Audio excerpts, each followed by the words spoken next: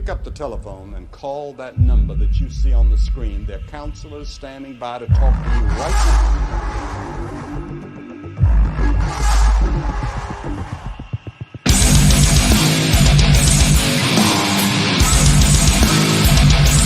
Seen the miracles of the Lord, and still you have no faith. Hell is a place that literally exists. Somebody, my friend, died this morning, and they went to hell.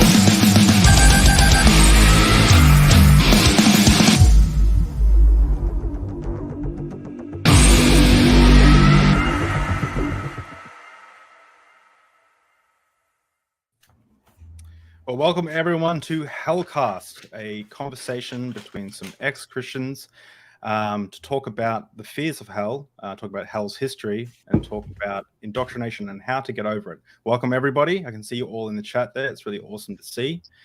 Before we start and I introduce the panelists, I have a few announcements. The first one, which is just such a funny coincidence, is this morning I hit 666 subscribers on my YouTube channel. So yeah, if anyone wants to break that, make sure you go subscribe. That's where we're being live streamed right now.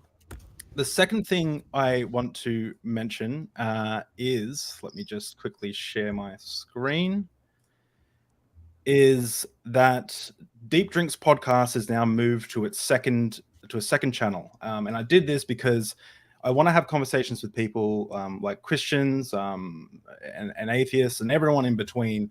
And when they would come to my channel, they would see me making hit pieces on Christianity and things like that. And it wasn't good for the discourse, where Deep Drinks it's its own thing. I'm a lot more reasonable over there and a lot more, chill. So if you want to go subscribe there, we've just hit 103 subscribers and we've got some really interesting conversations. All of the panelists that are on tonight's panel have been on Deep Drinks before. We've got Deborah Grace, Heathen Queen, Dr. Josh, everyone. And the people who haven't, I just recorded a conversation with Godless Engineer, and Oz will be jumping on very shortly. So you'll be able to check out their episodes to learn more about them. So if you like any of the panelists, you can check them out on Deep Drinks podcast. Deep Drinks is also on podcasting apps. If you feel like listening to Deep Drinks instead of watching it, you can listen to it on Spotify, Apple, iTunes, or anything. Google Podcasts, it's all there. It's everywhere. So if you feel like listening to the podcast on your way to work or something, you can check them out there. And fourthly, Godless Engineer is doing a live stream straight after this. So he normally does his live streams halfway through this, but he decided to come on this panel, which is really awesome.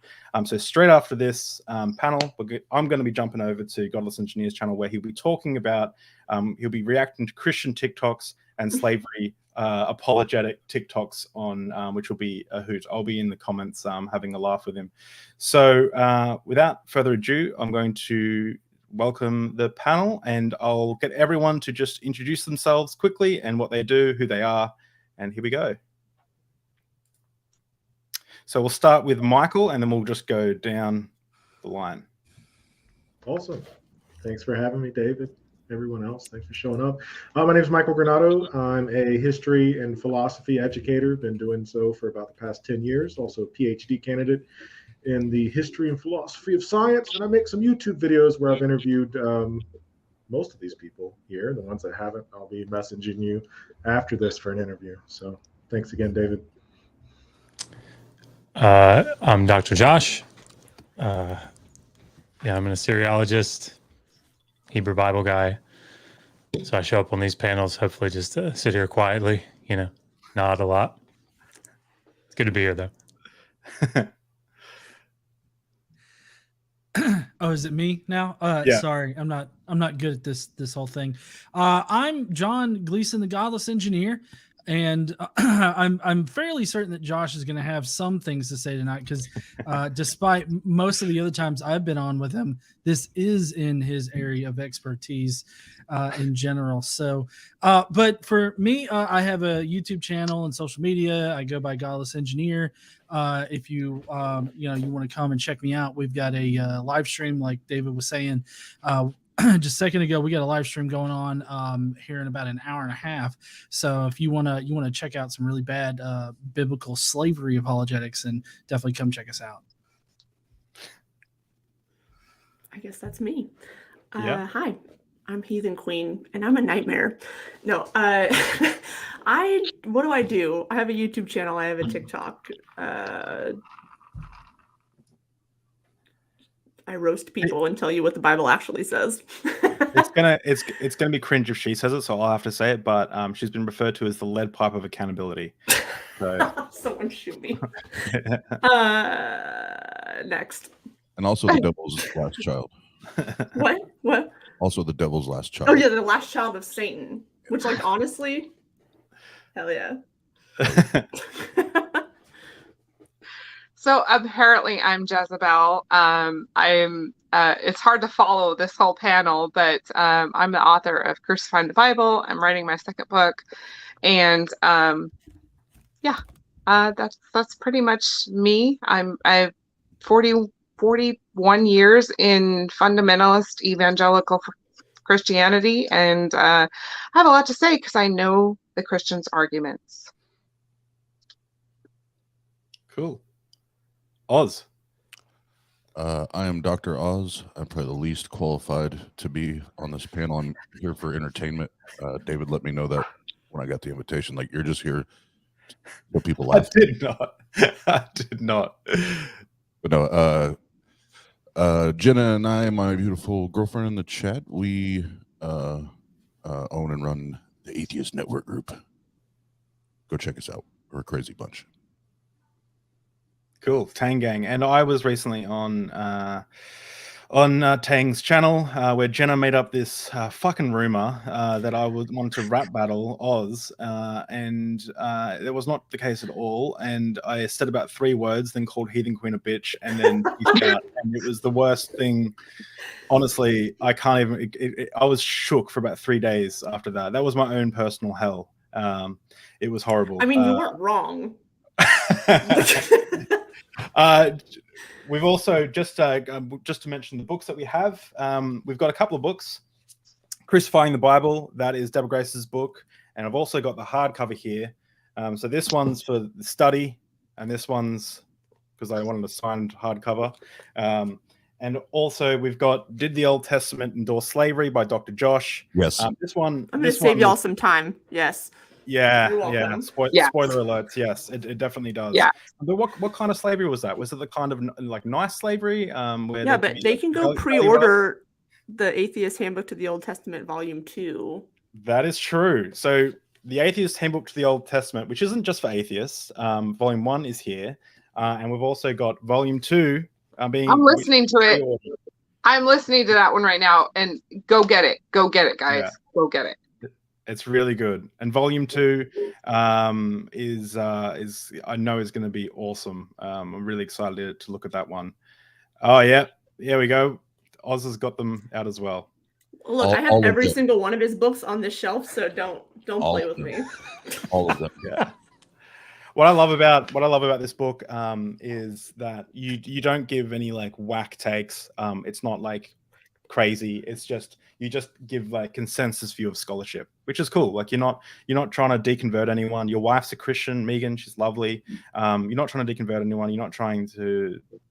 This is what the scholarship says. Like, you know, maybe it'll change in 50 years, but this is what we currently have the ideas for. So with all that said, I want to jump into the panel, and I'm going to try and facilitate a conversation. So the first part I want to talk about is hell's historical origins. So I was wondering, Josh, maybe you could start, give us a bit of an introduction to some of the concepts, and then everyone just feel free to jump in and also chat.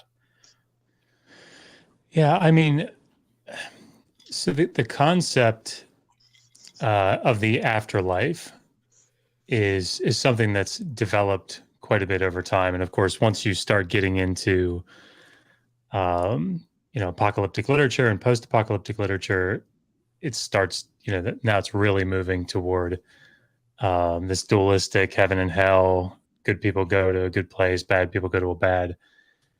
But you don't really have that in the ancient Near East and in the Hebrew Bible for the most part. You know, the netherworld, I just gave a presentation on this, and I talked about how they viewed, what was their concept of cosmology.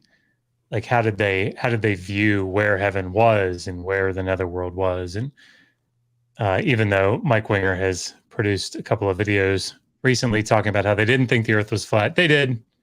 Yeah, they did. So, you know, they viewed the earth as like a disc shape, you know, a circle, and that's where mankind lived. There's a big dome overhead, and then the netherworld was underneath. And so this concept of, you know, there wasn't really this idea of if you die and you're good, you go up to heaven, you know, above the firmament, above the dome, and live with the gods. That's not really a thing. Everybody goes to the netherworld. Everybody goes to the underworld. And it's not a torturous place. It's not a, you know, weeping and gnashing of teeth. It's just boring, right? Like, you don't want to go there, but not because it's so horrible. It's just like, you know, Irving Finkel just wrote a book on this, I think a year ago, and he described it as like a train station where you never leave. It's sort of like the Matrix, right? You're there. It's not, Neo's not tortured sitting in that train station, but where's he going? You know, and that's sort of what it was like. DMV is what he's saying. Yes. So it's not. Well, I do have a quick question for Josh that maybe can add a little bit more to this. Now, in your understanding of their view of like the afterlife or these places of heaven and hell, or the heavens rather and hell, were they physical places, or were they like not physical? Yeah. So there's the way that you have to reconstruct some of these things. There's nobody sat down in the ancient world and wrote out like a cosmology. But there are texts that you can look at that talk about, for example, there's a king named Etana, and he had to get up to Anu, the sky god. And so he rode on the back of an eagle, and he flew up through these gates of the heaven of Anu. There were 6 of them. So, you know, it's up. And if you can read some of the descriptions of what the sky was like a translucent stone. Some places it's identified as jasper.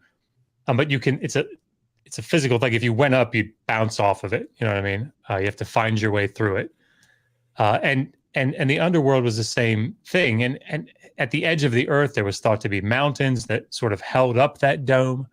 So I know that Heathen Queen has just read the Enuma Elish, and when Marduk kills Tiamat, you know, he like sets up her crotch as a brace or a wedge to hold up. Splits this bitch in half and then stretches her hideout across the sky. Please. What's funny about that, though, and I'm glad you brought that up, is that sounds so bizarre to us, but that's exactly what the Hebrew Bible describes, right? Yahweh stretching out the heavens. 6'8". Right. Yeah. That's what it is. It's, you know, and I'll shut up, but like people want to try to read Big Bang cosmology into the Hebrew Bible, and, you know, miss me with that shit, right? So when it talks about like Hugh Ross saying that he stretches out the heavens, it's like it's expanding. No, he's taking a tent and unrolling it, right? That's what he's doing. He's stretching out the heavens as a covering. So yeah, they're physical places that you go. Or treating a woman like a turkey leg. Or, you know, wishbone. Yeah. Is that how it's described? Wishbone to woman. So my understanding, of course, Oz says that he's the least qualified. I feel like I'm the least qualified because I'm just some jackass that's read a bunch of shit. But it's my understanding that you know, when it comes to the New Testament version of the afterlife and these places, specifically hell, is that you know, they actually pulled from Zoroastrianism. So that what Zoroastrianism gave Judaism was a fiery burning kind of place where you're tortured and all this other stuff. And then it also gave Christians the devil, like this divine enemy that is directly opposed to the Savior. of it. And so the early Jewish Christians, they syncretized Zoroastrianism as well as other pagan religions that were in the surrounding area and were changing at that time. They were changing their religion in order to match what was going around. And so that's how you get to, like, from the physical, very Matrix, the 3 Neo in the train station kind of afterlife sort of place, to fiery, burning, gnashing of teeth, and a devil shoving a pine cone up your ass while you're playing Never Gonna Stop or Never Gonna Let You Down on the recorder. That is kind of where, you know, all that comes from. So if I can jump in here, most recent scholars would actually combat the fact that it's rooted in Zoroastrianism. There's probably some external influences on Jewish thought, but what kind of happened was this evolution in thinking, where they went from, if I follow God's law, if I do all the things that he tells me to do, I'm going to have a good life, to being constantly oppressed and in exile and sort of always taking a giant L. And so as time progressed, they started to think of sort of different reasons for what was happening. And it wasn't actually until about 2 centuries before Jesus that they start to think of the world as this sort of like battle between good and evil. And they think of God having a sort of, and not an equal enemy, but like an adversary, like someone who's ruling the earth and who is wreaking havoc, and for whatever reason God is allowing it. And then you also see this evolution of the resurrection of the body and God creating his kingdom on earth, to sort of you get justice immediately after death. And then you don't really see this idea of the soul being treated separately, sort of how we think about it now, where like the soul will go up to heaven and, you know, whatever, until sort of the Hellenization of the Mediterranean, which was happening sort of post-Jesus time period. Thank you for well, yeah, but you do agree that Zoroastrianism in its theology dates back to at least the 6th century BCE, which is sure. But if you talk to the like consensus of scholars today, they are not certain that Judaism was influenced by them directly. So just to interject here quickly, what if I'm a Christian and I just say, you guys are just all confused, you're complicating it. Obviously God made Adam and Eve in the garden, he gave them the instructions, the earth was flooded, and you know, hell exists. Like, what do you say to someone who's just never heard of these concepts, who's just really was brought up on traditional fundamentalism? Like, how do you reach this person? What do you say to this person? So Can I go ahead, Deborah. Okay, so there's a few contradictory thought processes as it relates to hell in scripture. And I think that's where a lot of the different denominations and doctrines and dogmas come into play when you're talking about belief in the Bible, because we have 4 different. You have a cease to exist narrative that exists in Ezekiel 18:4, Psalm 146:3, and John 3:16, where you just perish, you cease to exist. Then you have a separation from God, which is found in 2 Thessalonians 1:9, and then you have sleep, which is found in 1 Thessalonians 4:13-14, and 1 Corinthians 15:51. And then you have torment in hell, which is obviously found in several places throughout the New Testament, but most notably in Matthew 10:28. So when you have all of these different narratives found in the Bible, you're going to have a lot of people scared shitless. I'm not going to sugarcoat it. And that type, for me, that's where I think we have the biggest problem, is it's causing trauma, for one, I don't know about the rest of you guys, but I was literally traumatized as a kid with this thought of hell.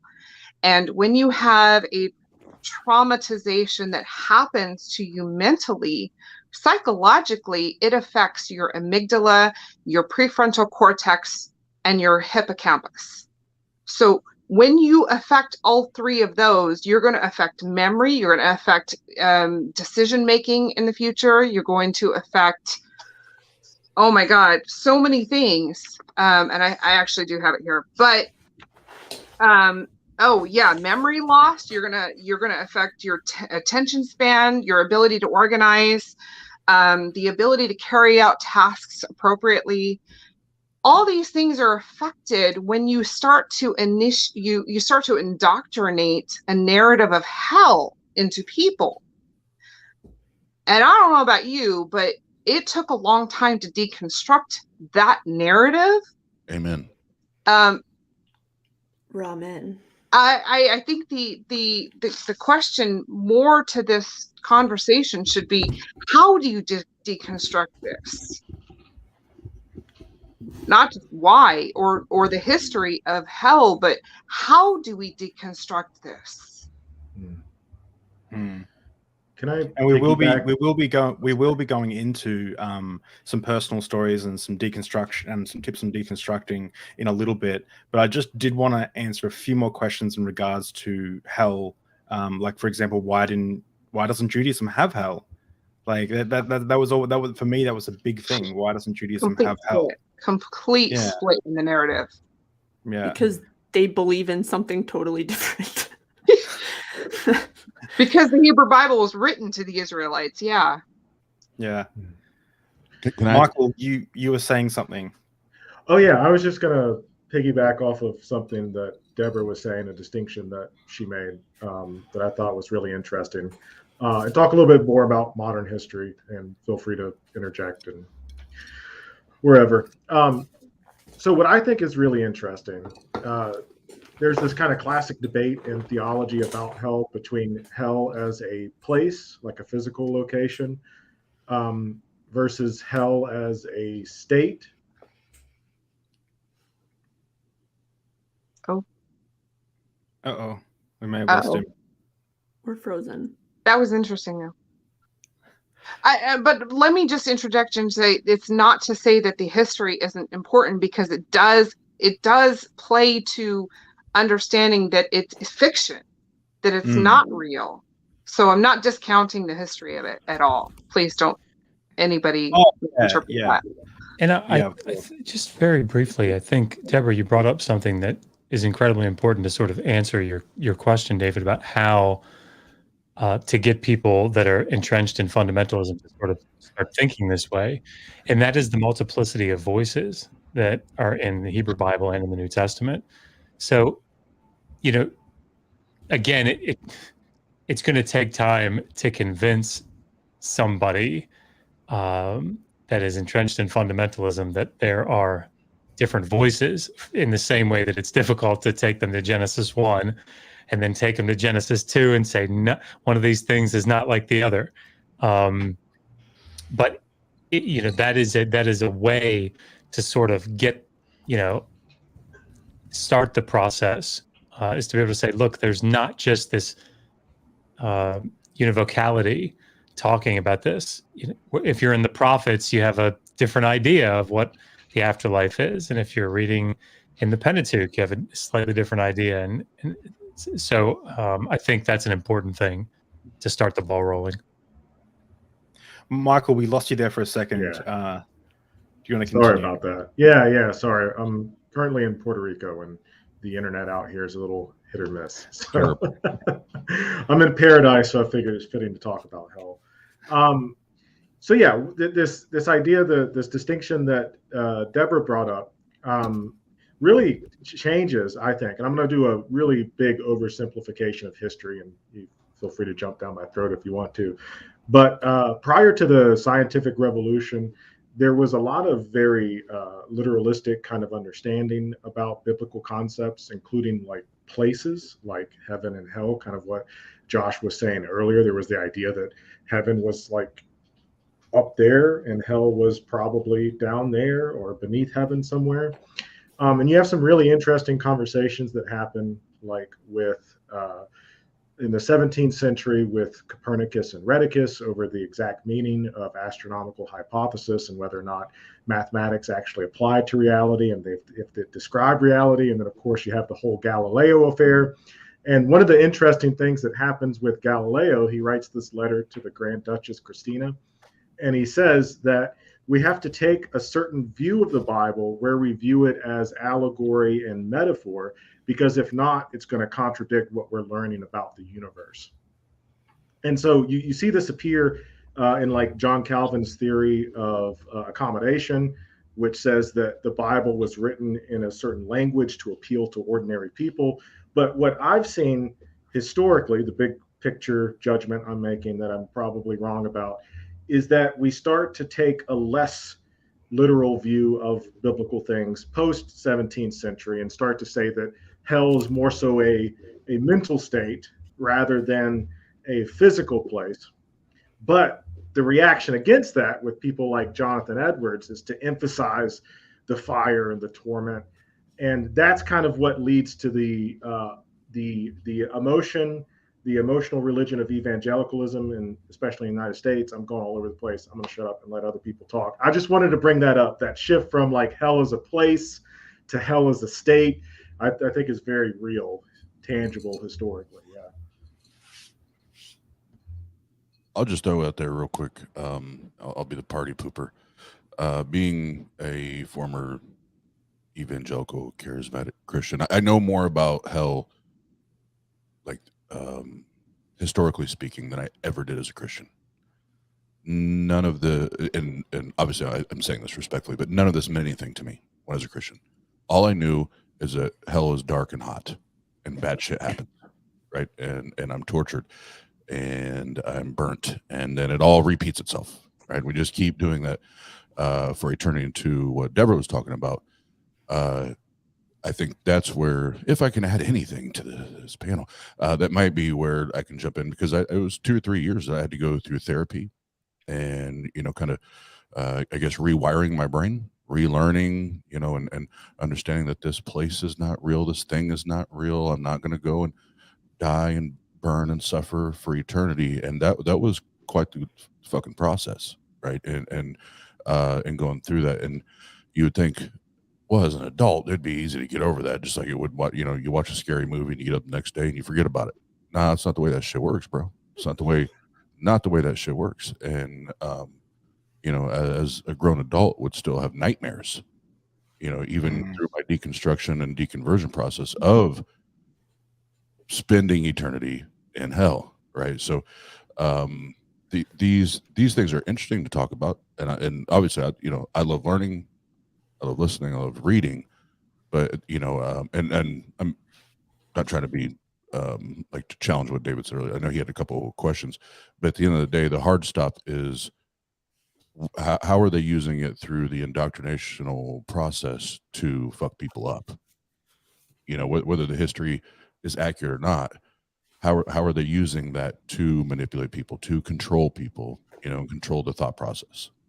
And like, this is why it's so insidious, because I know that any of us could go on social media right now and have this conversation. And I heard it today. The response is the wisdom of this world, Josh, the wisdom of this world. The more you learn, the more you stray from, what God says in his word. And that wisdom, God uses the foolishness of preaching, right? And all you're doing is buying into the world's wisdom. And so it becomes this, it's brilliant how they do it, right? But it feels like it's somewhat prophetic to you. Well, wait, so the more I learn, the less I think this is right. But that's exactly what the Bible said would happen. It's a cult tactic. Yeah, it is. It's definitely cult tactics. So that's what it's almost as if the more I learned, because Oz, I'm right there with you, right? The more that I learned about where these ideas of the afterlife came from, it was in conjunction with just learning more in general about the ancient Near East. And one of the things that comes along with that is it's very easy to grow up thinking you know something and like you know it definitively and there's no question about it. And then you learn something and you realize there's so much information out there that I didn't have, that if I could be wrong about that, fuck, I could be wrong about anything. And so it starts to begin to work against you because it's wait a minute. What if I could be wrong about being wrong about this? It's a tough path. It's a tough path. That's the intent. The intent is to make you think that you need to stay in the mindset of a child. It is incredibly diabolical. But even the churches, in their attempt to control the masses, have had to kind of be more lenient on their idea of hell. Like even the Catholic Church in the year 1957, they said it was fire and brimstone. Like hell is fire and brimstone. But in the year 1980, they said it's more of a deprivation and a pain of suffering.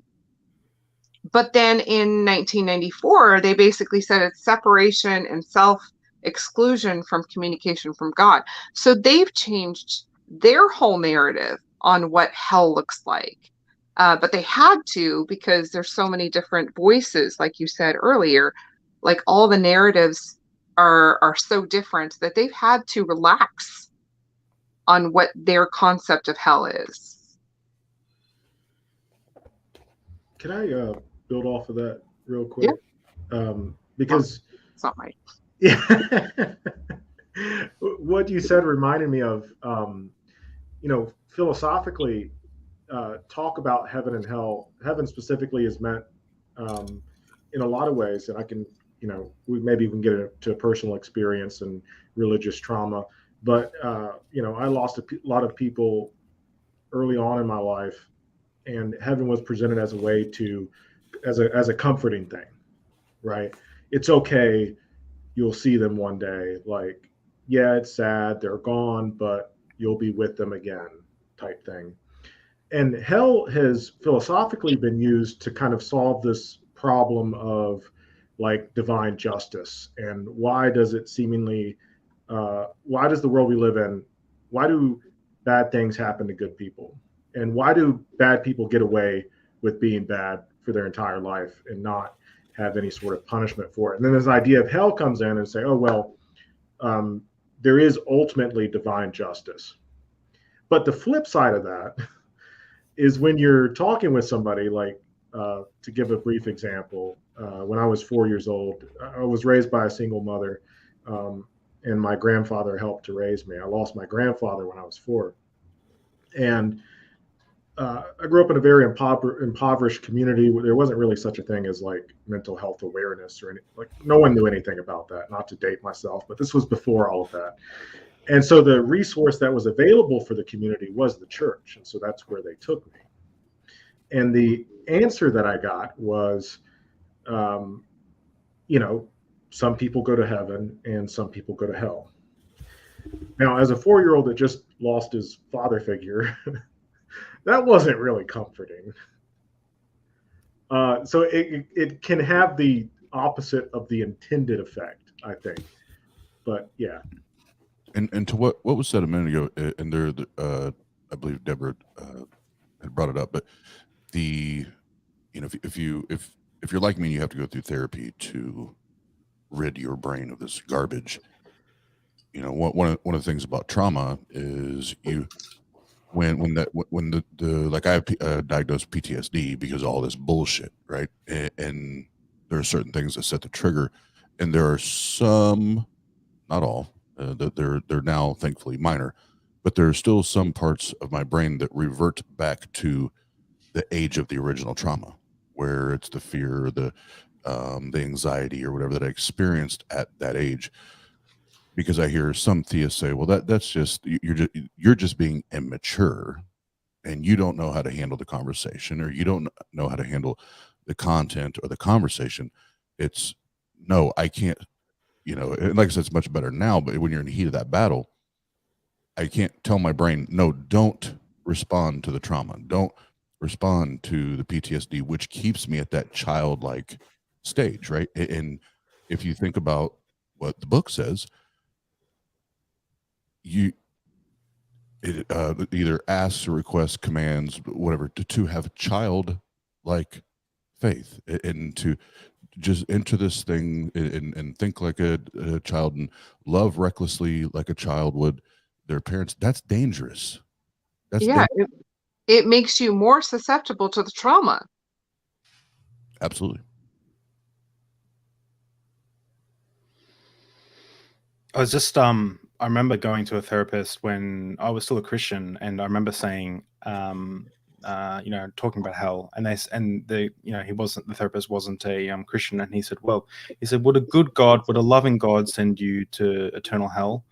And he kept saying this to me every time I brought it up, and eventually I just said to him, like, well, it doesn't really matter what you say, because you're essentially not in the club. Like, essentially, I didn't say those words, but I'm like, you're not. And he's like, yeah, I get it. Like, I'm not a Christian, so I can't. There's no way for me to be able to get through, because as a Christian, you're told to put up these walls, protect yourself from the outside influences and things like that. And I really love what Thomas Westbrook said when he came on Deep Drinks, and that was truth withstands scrutiny.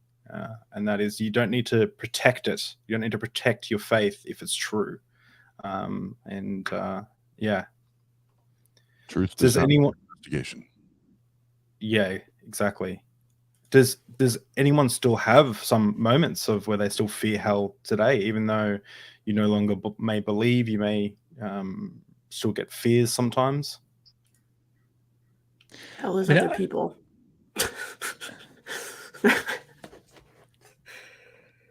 I mean, it is a. Oh, sorry. I can say that I'm sure Heathen and I both are told on almost a daily basis that we're going to burn in hell, and I think I think that deals with a lot of what's written in like Proverbs, where it talks about like the woman is the one that's going to drag the man to hell. Hell yeah, I am. I'm dragging all you motherfuckers to hell with me. You have two scriptures in Proverbs that just off the top of my head I pulled for today, saying her feet go down to death, her steps take hold of hell. Like, there's this whole narrative in the book of Proverbs that women are the cause of men going to hell. We deal with that every day. Every day. I think it's funny. It's tempting. It's very tempting to make a joke about it, but it's obviously it's also a very serious topic, because it's tempting to make a joke, but it's a brutalistic thing. And then you also have in 1 Timothy, you have I think it's 1 Timothy, Paul says women will be saved through childbearing if they remain in the faith. That women are not to speak, women are not to preach in church, and they'll be saved through childbearing, because Eve was deceived first, it says. I don't know how. Yeah, I don't know how people get around that. Paul was an asexual, so. So I, when I came out of religion, I mean, I was able to flip off like my fear of hell pretty quick.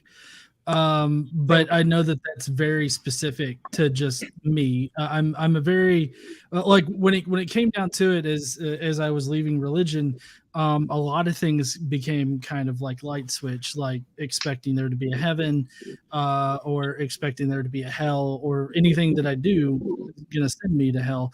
But I think that apologists now, they still try to play off of that fear that some atheists or non-believers in general have about hell, because like one of the bigger arguments that's been kind of coming back that I've noticed lately is Pascal's wager, and that totally looks to play off of the emotions of the person that they're talking to. Is like, well, do you want to chance it going to hell where Satan's waiting with a pineapple with your name on it, or do you want a chance to go to heaven? I don't know. Sounds fun. Hold on. G, real quick. Does the pineapple get inserted to the same place as the pine cone? But yes, If I you're mean, lucky. it all goes up the anus. Well, if it's on Just saying. pizza, I don't care. I'm just saying. But in all seriousness, the Pascal's wager, you have to take all religions into consideration. We know this. Most Christians don't, and so I always point that out. Like, which God are you referring to that I would have to just by chance believe in, right? I did a live stream where not a live stream, a video where I said the name of every single god. It took me 4.5 hours, or every single god on godchecker.com. Holy It took me shit. 4.5 hours. There's so many gods that I didn't know of, and I mispronounced probably every single one of them. But like African gods, Aboriginal gods, and everything. But now Dr. Josh has done it again. Is spent all my pocket money. Heathen Queen posted a book that he suggested, which is like 3,000 Mesopotamian gods or something, or something like that. God. And I think I'm gonna have to do it again. Like an anthology. It's every god ever talked about in the ancient Near East. Wow. Just in the ancient Near East, but it's 3,000. So the list that I had, obviously, I'm gonna have to do. I think I'm gonna have to do a live stream again where I read out every single god. Might be a 12-hour stream this time. I'm sure you're going to get tons of views. Yeah, it's really awesome content. But the Hey, thing is, listen, it worked. It worked for Mr. Beast counting to like 1 million that one time. So yeah, that's true. I think that could definitely get some views. But that actually brings up the point. Like, how many hells should we be worried about too? Exactly. Do you know? Well, every religion. Boom, roasted. Just to make the problem a lot more problematic is the various different denominations of, like, just say Christianity, that have different requirements for getting into heaven versus going to hell. I mean, like you could start on a little bit bigger scale, the differences between like Catholicism and Protestantism, and then even within Protestantism you have different things that could potentially send you to hell or not. Like, you've got some of the more progressive versions of Christianity that are LGBTQ affirming and are fine with it, so that's not going to send you to hell. But then there are these other versions of Protestantism that you will go to hell. Huh? Westboro. Yeah, I was thinking the Independent New Fundamentalist Baptist, or the Independent Fundamentalist Baptists. Those are a crazy bunch right now that's really getting on the hate train about being very Old Testament-y with their Christianity. But I mean, again, yeah, that's another separate sort of group that if you don't follow their particular version of Christianity to the T, you're going to hell. They claim that you're not a real Christian, so therefore you're going to hell. So, it's not just like the different versions of theism that are out there. It's the different versions of theism, and then below that you've got all the different denominations or sects within each of those religions out there that have different interpretations of what will send you to hell or what will send you to heaven. So it becomes this like unsurmountable probability problem that you just don't even want to tackle. Oh no, Heathen is actually tackling them very well, pointing out all their marquee signs about you're going to go to hell. Their awkwardness and cringe level, like, to the nth degree. She's doing a great job pointing that out. I'm here for the people. You know what I mean?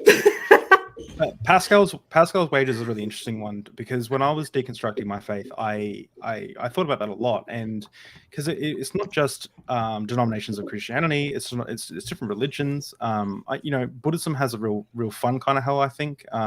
The sects of Buddhism that believe that you go to hell, but it's only temporary. It's to burn off the karma if you couldn't do it in this life. I think that's a nice kind of hell. It's like kind of like the nice kind of slavery that Christian apologists like to think of, but in regards the kind to that doesn't exist.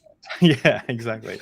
Well, I don't know if any of it exists, but the point is like there is so many different flavors of this, and it's like, well, I always ask people who throw Pascal's wager at me, well, how do we determine what is the best way to investigate this claim, like to investigate what if we're wrong? Because, like, is it it's like a game theory nightmare. Yeah, like, but it's a statistical impossibility. You just fucking can't do it. I ask these people, do you use your gut feels? Do you go with what your church teaches? Do you go with what you're brought up with? Like, what's the best way to determine what's accurate? What is the best, like, to analyze this really important question? And we always get, at the end of the conversation, they'll admit that the best way to investigate this claim is through investigation, learning, studying and stuff, but they don't do that. And also they'll if I point out things like, well, maybe this isn't the correct interpretation, they'll just go back to faith. So look, I love what Meltzer Hunty said in one of his in his Pascal Wager video. He said, you know, have you thought about if you're wrong? It's like, what if there is a God and the test is that you don't fall for any of these faith-based religions, because faith is a big, you know, it's admitting what we know ain't true. It's what, like Aaron Ra says. But like, what if the test is to not fall for any of them and to just follow our intellect? What if that is the test? You know, how do we know that that's not Pascal's wager? You know. Well, now listen, okay, the Bible was written directly by God, so obviously that's the only true one. Okay. Listen here, that's bro. True. Listen here, bro. Safest. Jesus is the greatest American who ever lived. I think a great tool to use there is, and shout out to John Loftus, is Outsider's Test of Faith. You know, and you're claiming that your version of Christianity, your version of theism, your version of hell, your version of heaven, your version, right? That it's the one true, the one and only. Okay, well then let's put it to the test. Let's line it up with all of these other gods that are all they're all deeply held beliefs that are ultimately attached to this word faith, right? So what makes your faith, that your version of heaven or your version of hell or your theology or your doctrine, how can we verify and clarify that you hold the true position? And you said how many? 3,000, 4.5 hours worth of going. Let's go through the whole goddamn list if we got to. Well, Oz, you got to feel it in your cockles. That's where you know it's true. It's the cockles. Oh, baby. I don't like that. I'm word. Sorry. I'm totally not being serious about any of this. I'm sorry. The cockles. To change the conversation from the cockles. No, Oz, I think kind of what we were saying here, one of the interesting problems that I was kind of alluding to earlier with respect to hell, Christianity is one of the few religions that has a conception of hell that's like permanent. So David brought up like the Buddhist conception of hell and religious systems like Hinduism and Buddhism that have reincarnation. Hell's like a temporary place to work off your bad karma, but it's not, you don't stay there, right? Eventually you work your way out. And so this question of hell, especially Christians who believe in this traditional notion of hell, the traditional notion being that hell's a place that people go to for eternity, really raises, you know, talking philosophically about the problem of evil, really raises some serious questions about the goodness of God. Oh, absolutely. Right? Yeah. If you're going to hold that God is all good, but at the same hand hold that same all good God punishes people to eternal damnation, you got a lot of problems to work out, right? And I'll go all in and double down and say that I don't even need fucking philosophy to know that that's a problem. Well, I'll say this, like, so if the God of the Bible who's sending people to hell is this God that we are supposed to be perfect as God is perfect, then Houston, we have a big problem, because there isn't an example of a good moral God in the Bible to emulate. And I'm sorry, but if my son asks me, hey, when is dinner ready? I'm not going to lock him in the basement for 40 years. Like, or forever. And if he doesn't accept a gift of a free car that I give him, I'm not gonna burn him in hell. There isn't a good moral foundation. And for those who say, well, you can't judge God, like, again, how am I supposed to be perfect as this God is perfect if he's not giving an example of a good moral basis.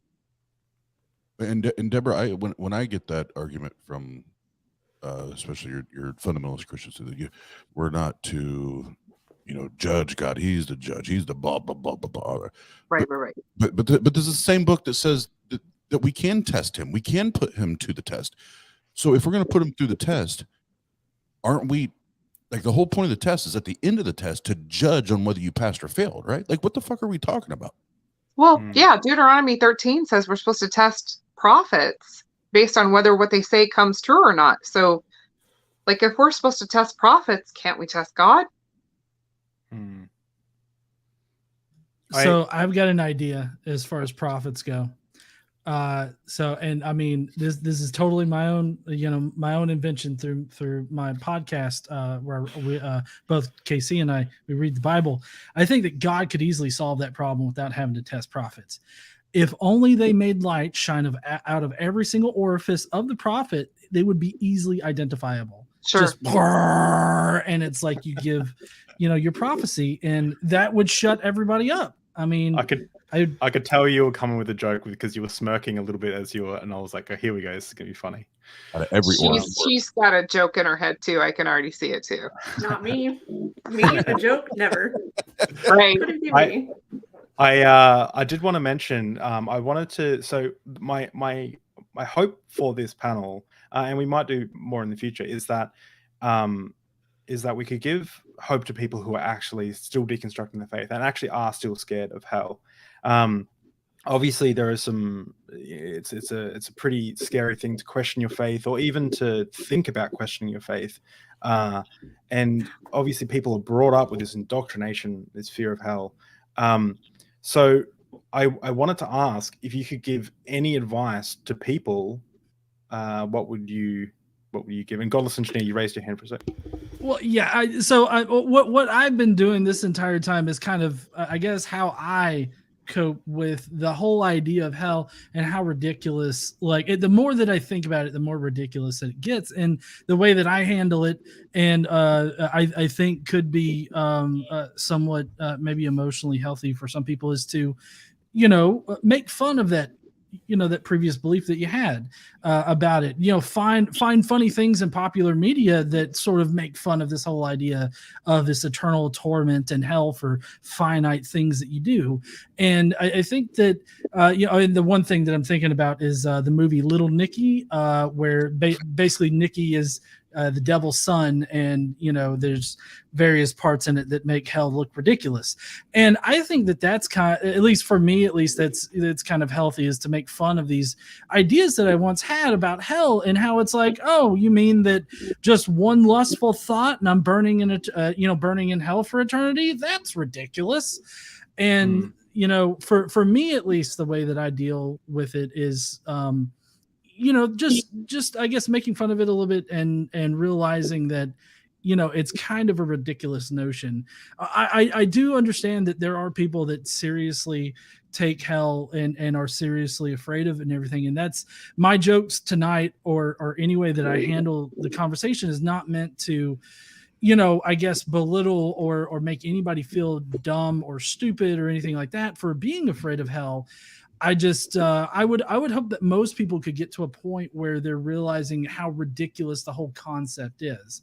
And I guess I'm trying to promote getting to that kind of place where it's no longer scary, or it's not something that you're really all that afraid of. It's you're laughing about this thing that you once believed in. This it just turns into this ridiculous idea you can kind of laugh about.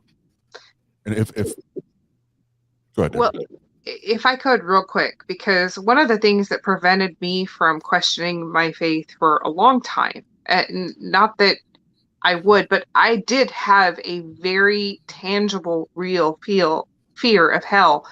And the biggest validation of that fear actually came from a broadcast done in 1989 from Trinity Broadcasting Station.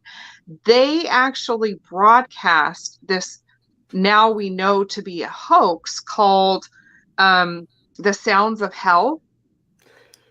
And I don't know if Okay. any of you all remember that. I'm dating myself right now, but the Sounds of Hell was actually broadcast on Trinity Broadcasting Network as something that was real. Like they validated it. And I was terrified. Like I literally pulled my feet up under me. I ran upstairs crying. I was terrified and traumatized all like for weeks. I had nightmares about this. Oh my God, hell is real. And thank goodness, I'm hopefully David could put a link to the video that I found that actually debunks it. Well, we'll actually play a little section of it now. So trigger warning, it is a spooky sound, but it's all been debunked. It's definitely fake. But I want everyone to start thinking of some questions. If you have questions, we're going to jump into the Q&A after this and talk about that. But I'm going to show this video just quickly, a little section of it, so we can hear the supposed screams of hell. All right. We're going to be debunking the Sounds from Hell audio file that's been circulating around the web. The story originates supposedly in Siberia, where they were drilling and they get a few miles down, they hit a cavity, they lower a heat-resistant microphone down, and they hear horrible wailing sounds, supposedly to be the damned, burning in torment. I'd like to start off by saying that I'm a Christian. I had a near-death experience in which I saw hell. I very much believe and know that hell is real. However, this story is not. The sound file is from a movie called Barren Blood. Let's give a listen to the Sounds from Hell audio file.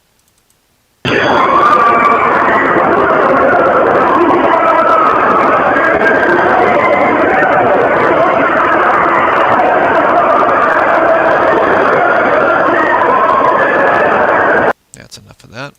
Now let's listen to the... Yeah. May I jump in? Jump in. So this shit pisses me off. This shit pisses me right the fuck off because their parents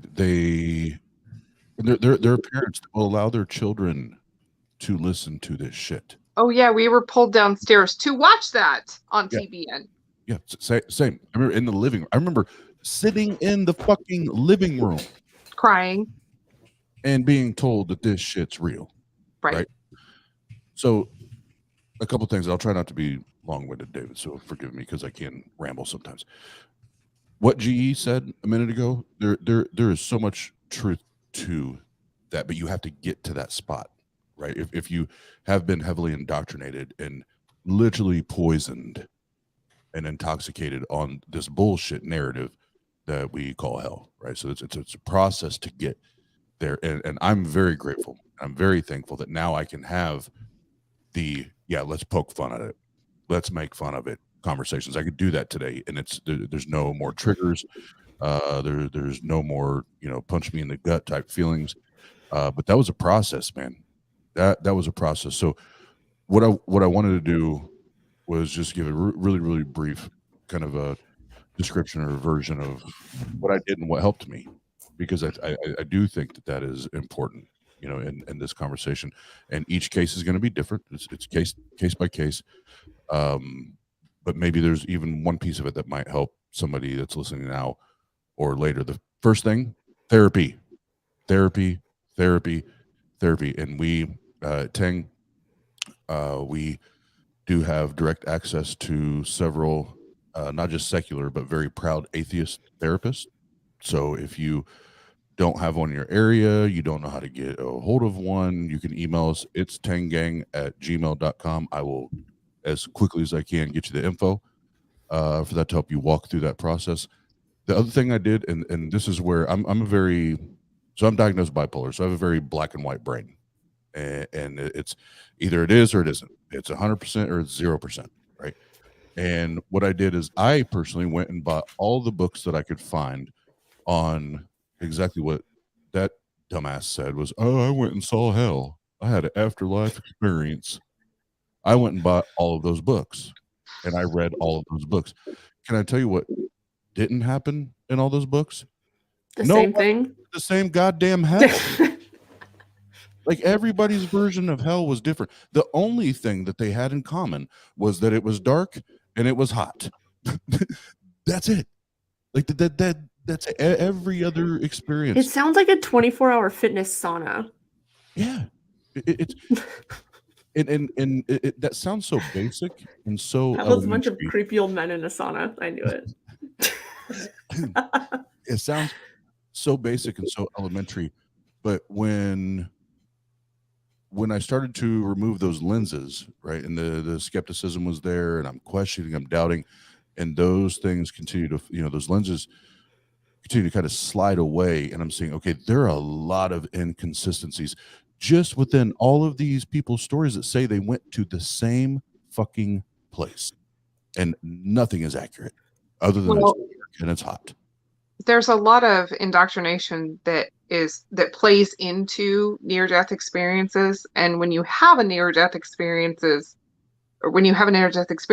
your brain releases its stored DMT, because almost everything in nature creates DMT. So when you release all that quickly, you're going to have the heaviest trip you can ever possibly imagine. So if there's guilt, you're going to play that guilt within your indoctrination. Or if you have indoctrination of good experiences from religion, you're going to have a meeting with your deity. And so it doesn't matter which religion you belong to, your indoctrination is going to play into your experience with that DMT that's released. Oh, totally agreed. And if other than the word faith, and now and shout out to G on this, faith and mythicism, what I've spent most of my time studying since I left religion was the psychology behind hell, and even the psychology of church, the American church in general. But yes, I totally agree, and I think that's a further. This may be a whole different conversation, but another further hurdle, so to speak, for me is in 2002, 2003. I was in a car accident. I got broadsided by a dump truck, and I coded out two or three times. I didn't see shit. All I know is I passed out at the wheel, and I woke up in ICU. that's all I remember. So that was another thing. It was like, well, then where was it? Was I caught in the middle somewhere? Like not going. Jesus was carrying you. There was only one set of footprints, bitch. Stuff like that. But to take it back to the serious note, and then I'll shut up. For anybody that you are going through, whether it's the deconstruction part and you're starting to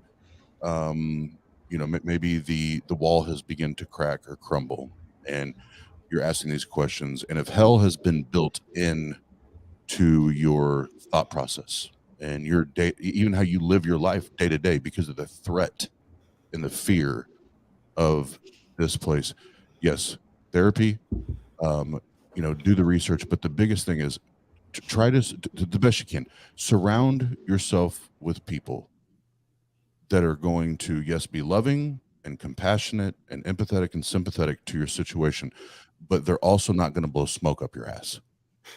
They're going to tell you, no, this is not logical, and here's why. Not just that, not you're wrong because you're wrong. This is not a logical, position, or this is not a logical thought, and here's why. Now walk me through it. Show me why this isn't practical or logical, and that was so important and so critical for me, and I will forever be grateful for the people I had around me at that stage. I'm done. I have a question that was asked a little while ago, but I think it's a good one. Is Dr. Josh familiar with the gap theory of Satan's origins? I know what the gap theory is. I don't think I've ever heard it associated with Satan. Okay. So in my experience with creationism, gap theory is how there's a gap apparently between Genesis 1:1 and Genesis 1:2. And that's where apparently God made everything perfect or something like that. And then apparently, some fucking shit happened, and then God had to create everything again. And so I wonder if there's some kind of theology in there where maybe Satan fell in that gap. Yeah, is that right? That's where I would guess with that if I just had to pull something out of my ass about it. That's weird because before we started, Dr. Josh said he knew everything and it was all memorized. So I don't know why he's flaking now. That's weird. I mean, it's really look, it's really hard to know all of the crazy different directions people go with everything. So, you know, I think it is important to recognize, though, and Jess brought this up earlier, the role that apocalypticism played in this entire development, because when you have an oppressed people group that have thought for a long period of time that ultimately, as the chosen people, you know, they were going to be put in a position of, you know, as Deuteronomy would say, like being the head and not the tail.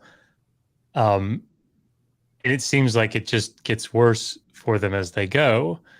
At a certain point, they're asking the question, well, wait a minute, if God's making these promises, our God is, you know, incredibly powerful. How is it that it's still not happening?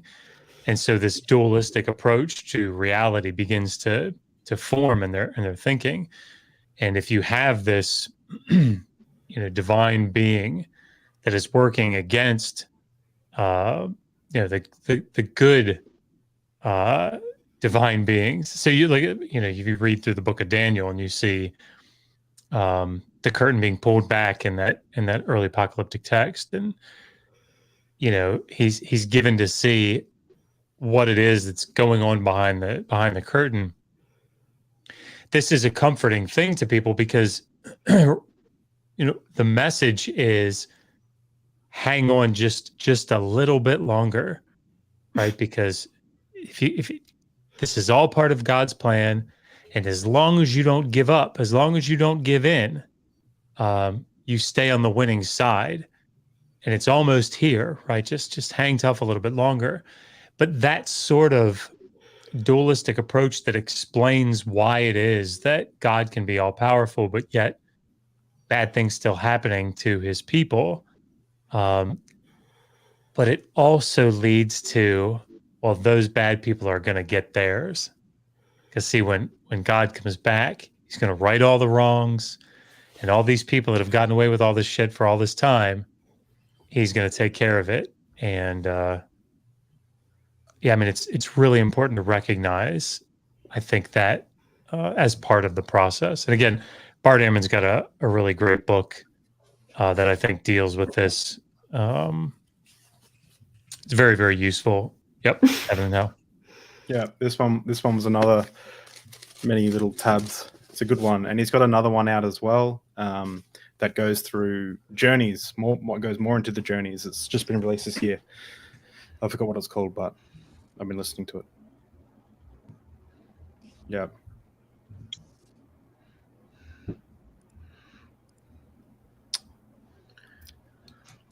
I'm trying to find. Oh, here we go. I got another question from a friend of the show, Nidimus. Did I miss a response to Ezekiel 28 as a proof text for Satan?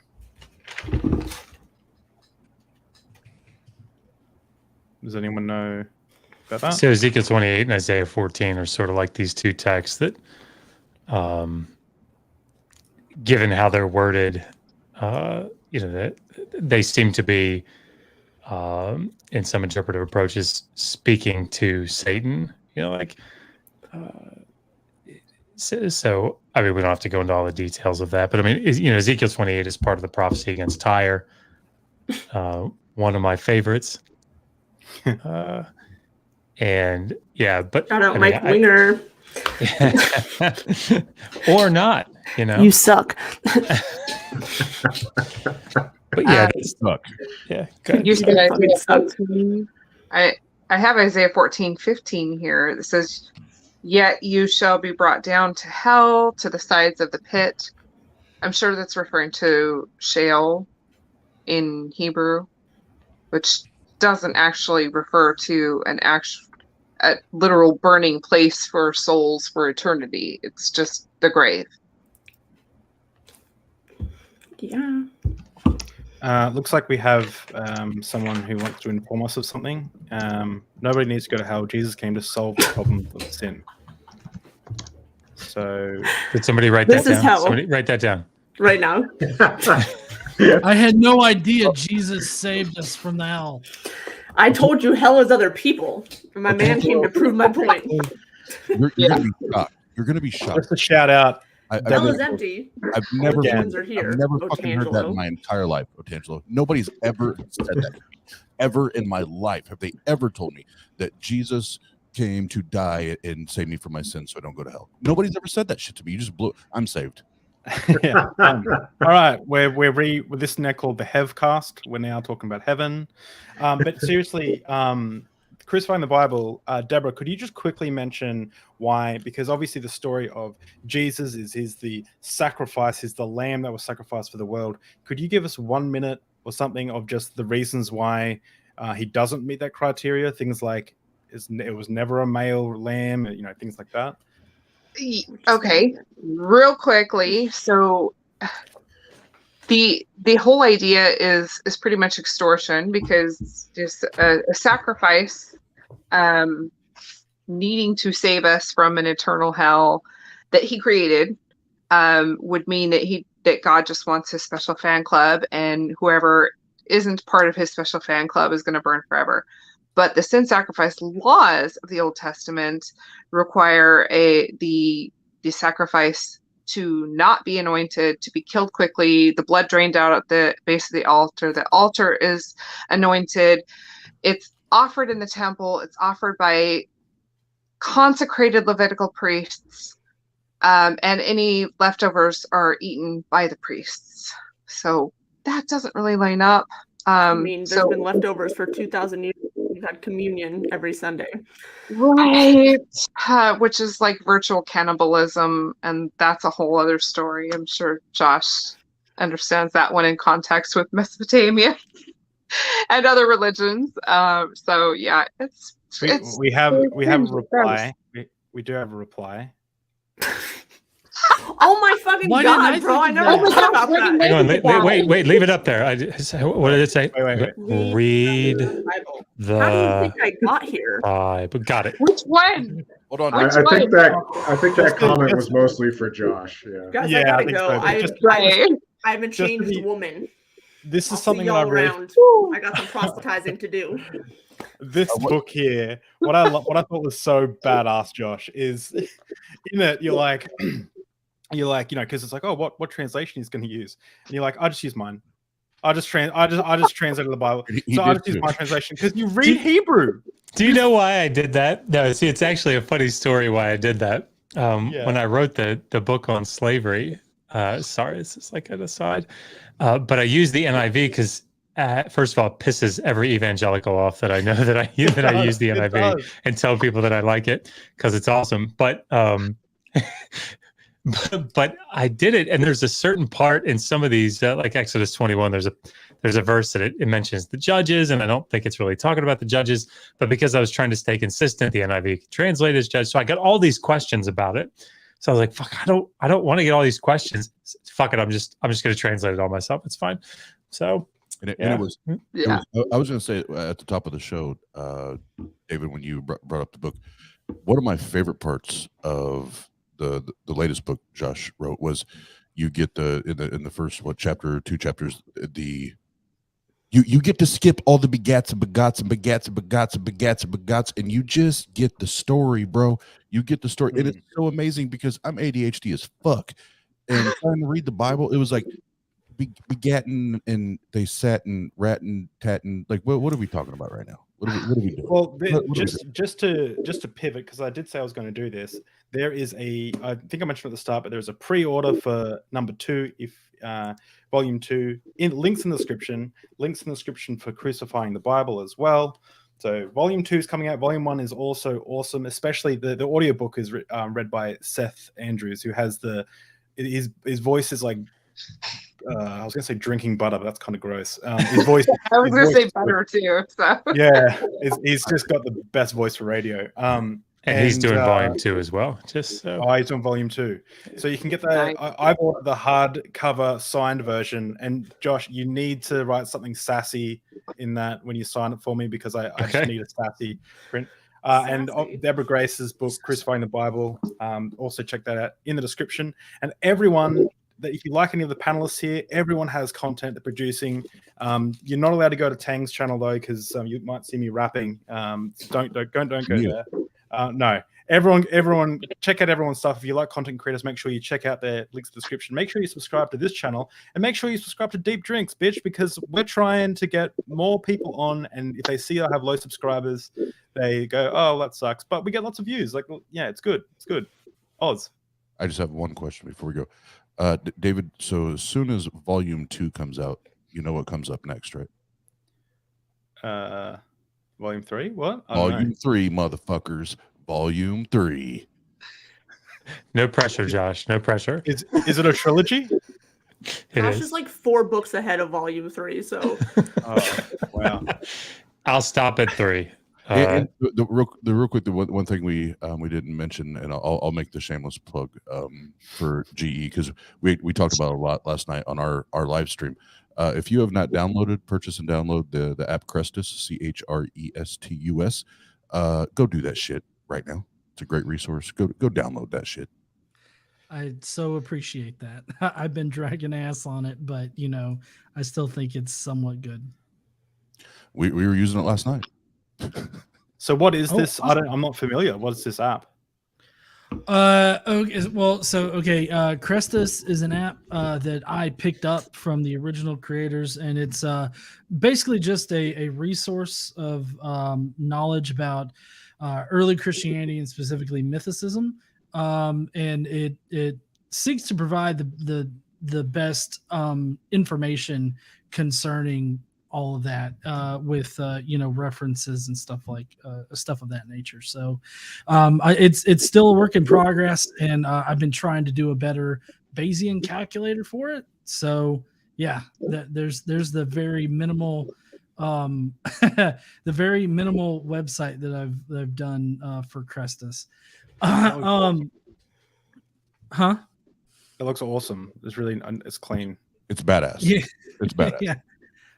It's a pretty good app. I'm working on getting a search feature in it and doing a better Bayesian calculator for it. So just if you're interested in it, definitely consider downloading it.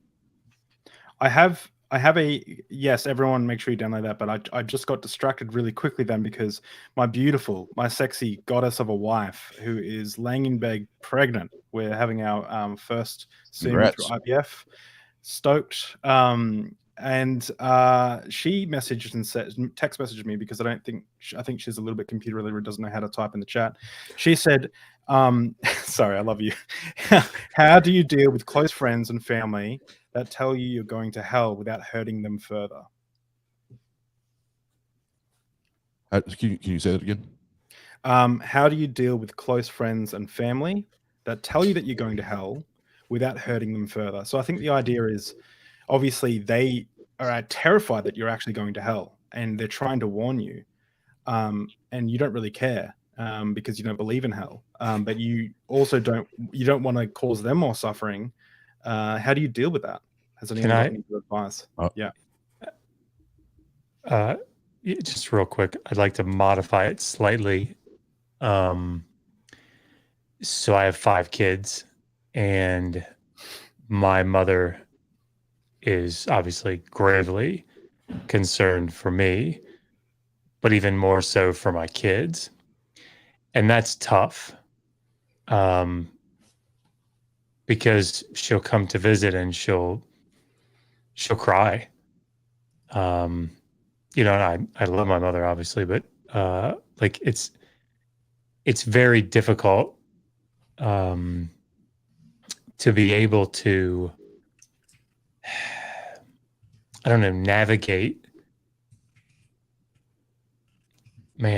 navigating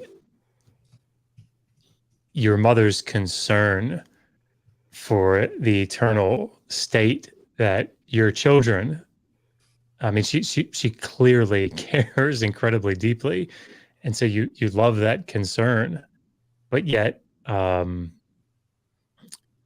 it's a misplaced concern. But how do you?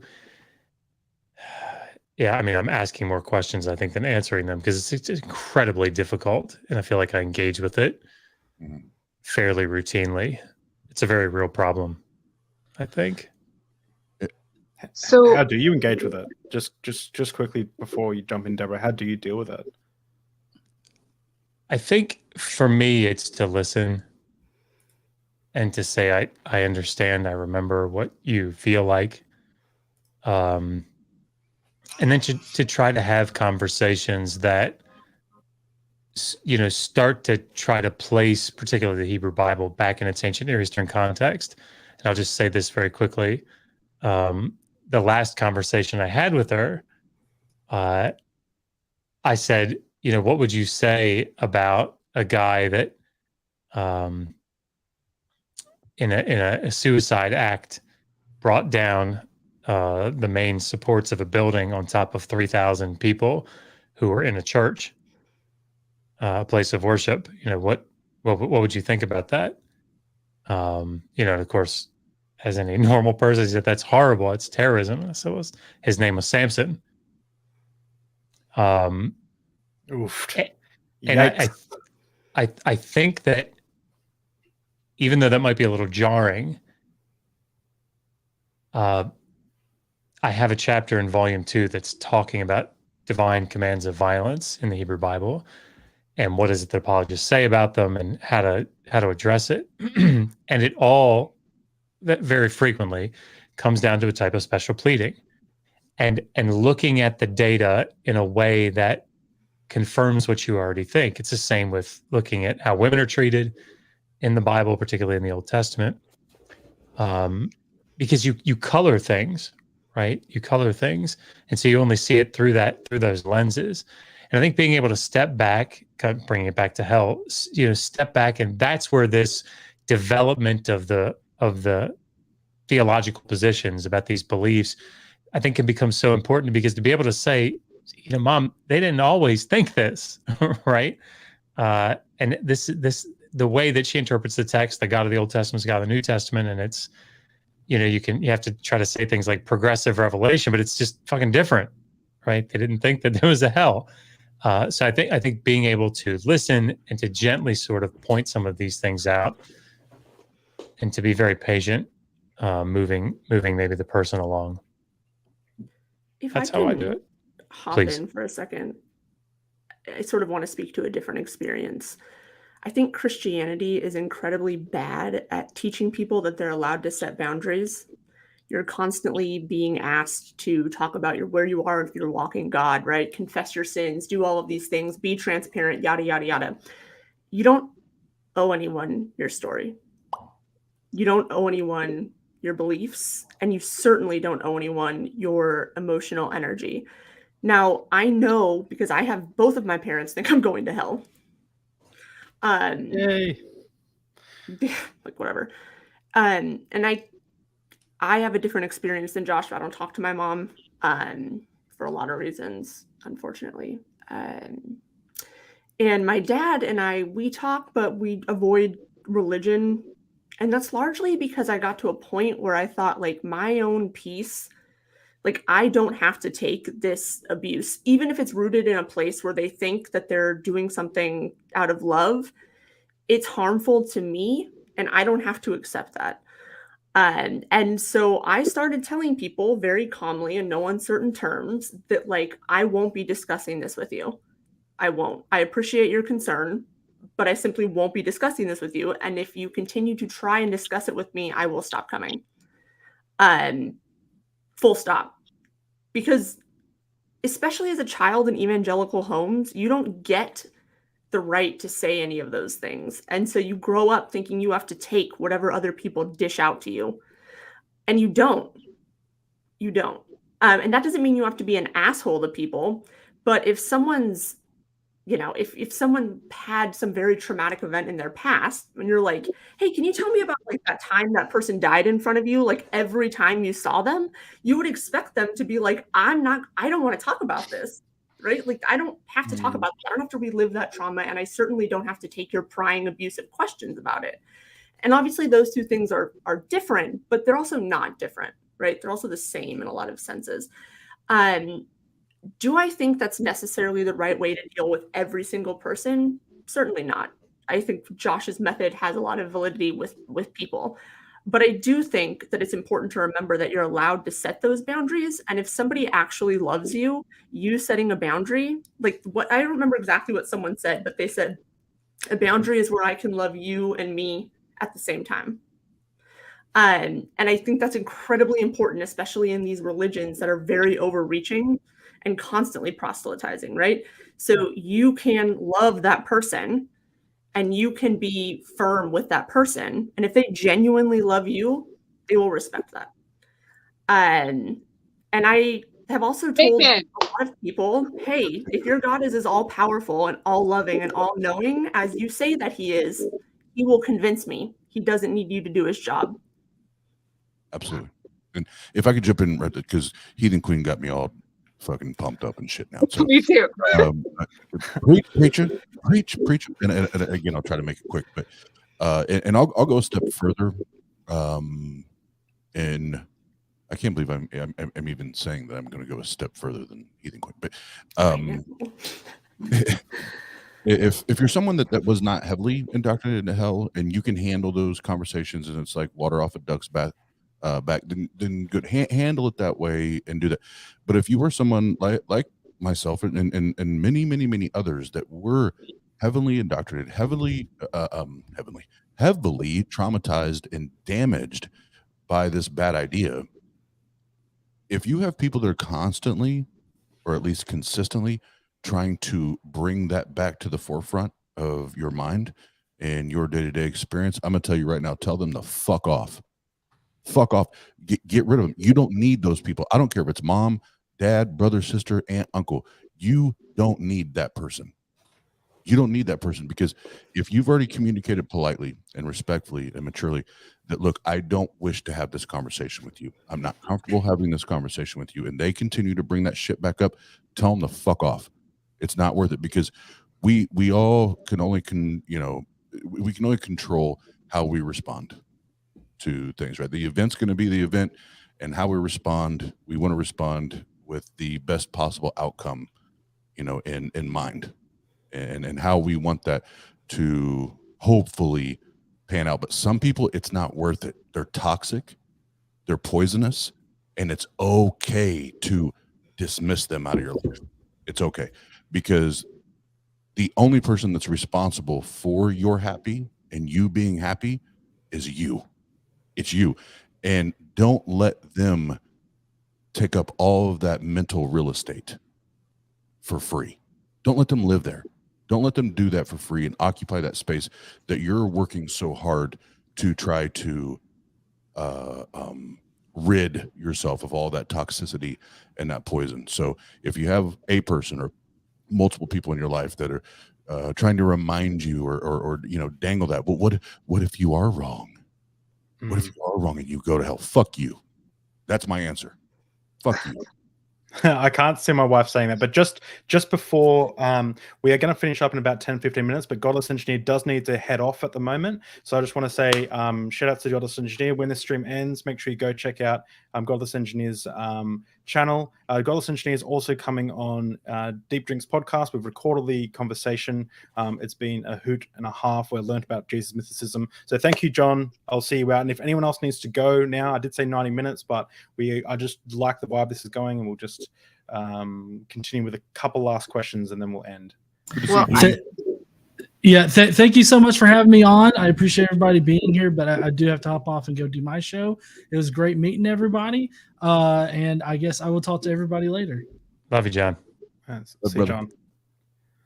I have to jump off here in just a moment too, but I just want to close real quick by saying what I tell people, because it is going to be personal and it's going to be different for every single person.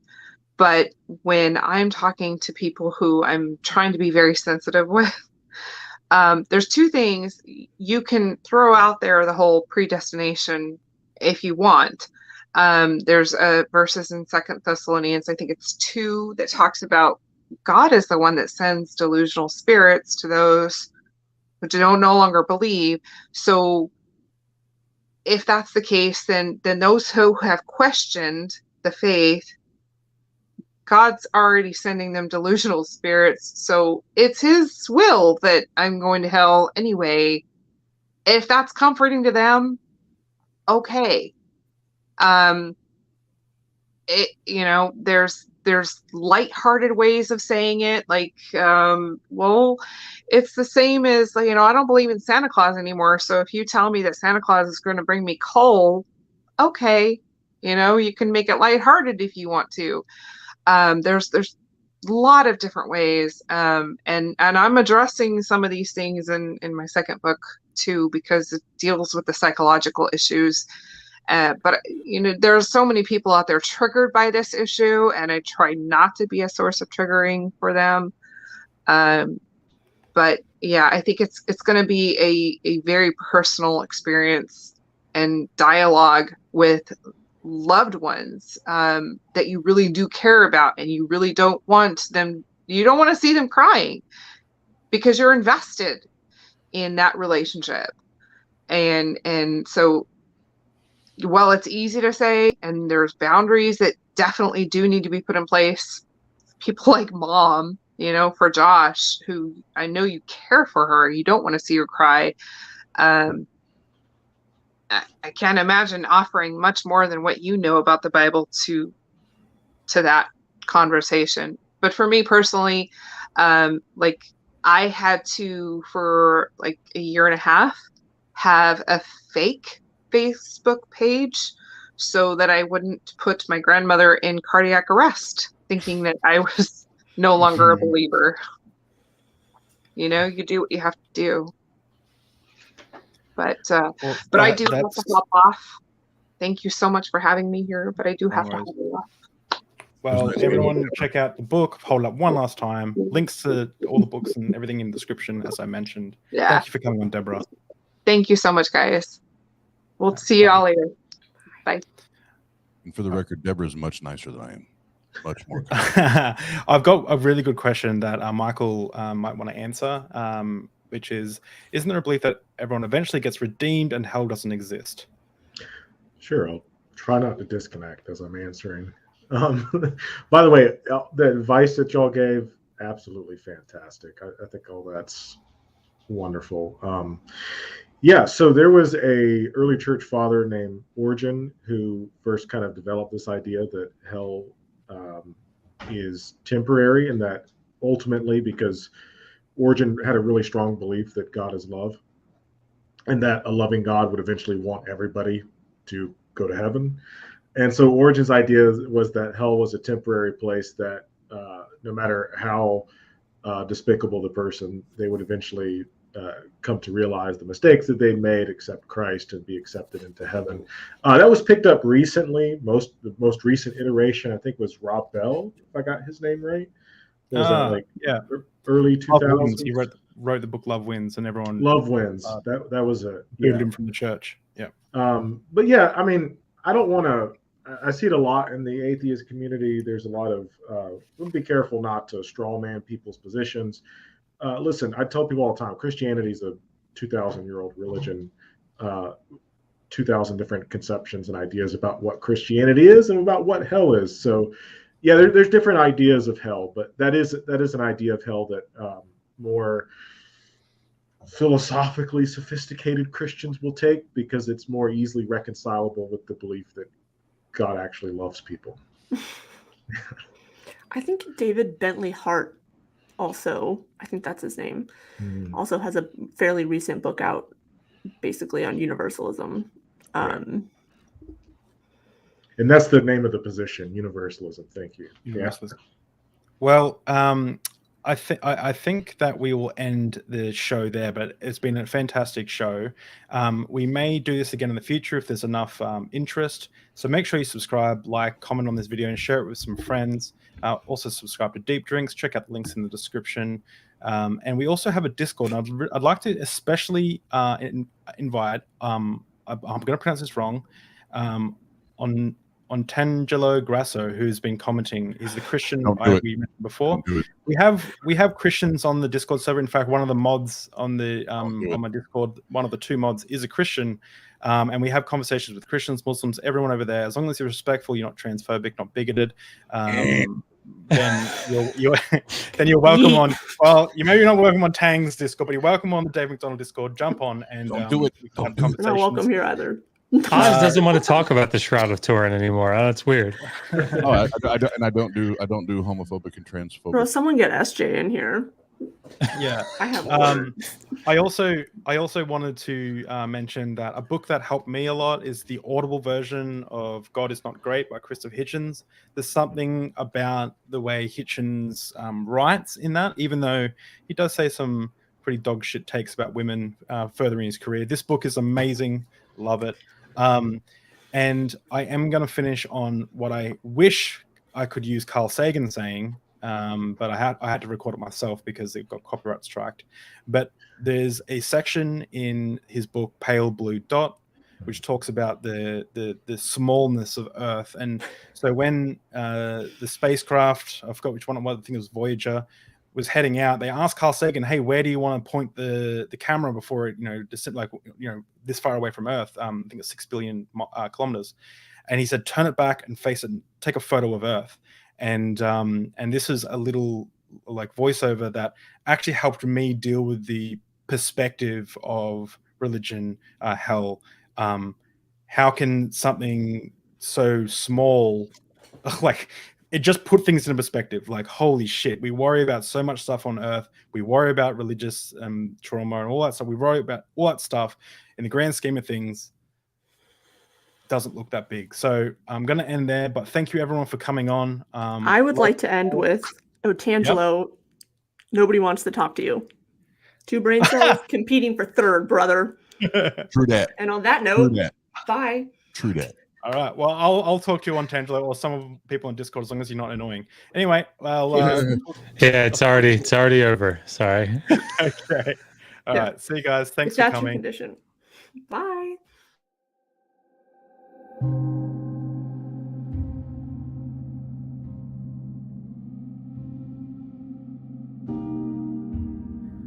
Look again at that dot. That's here. That's home. That's us. On it, everyone you love, everyone you know, everyone you have heard of, every human being who has ever lived out their lives. The aggregate of our joy and suffering, thousands of confident religions, ideologies, and economic doctrines.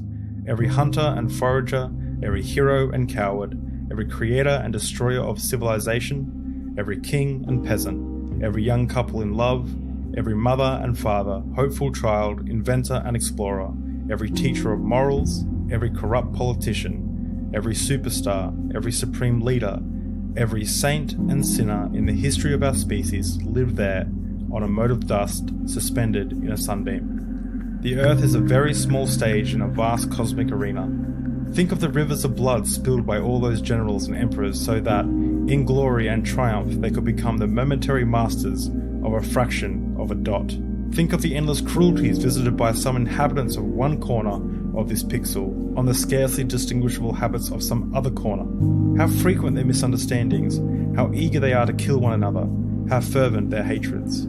Our posturings, our imagined self-importance, the delusion that we have some privileged position in the universe, are challenged by this point of pale light. Our planet is a lonely speck in the great enveloping cosmic dark. There is perhaps no better demonstration of the folly of human conceits than this distant image of our tiny world.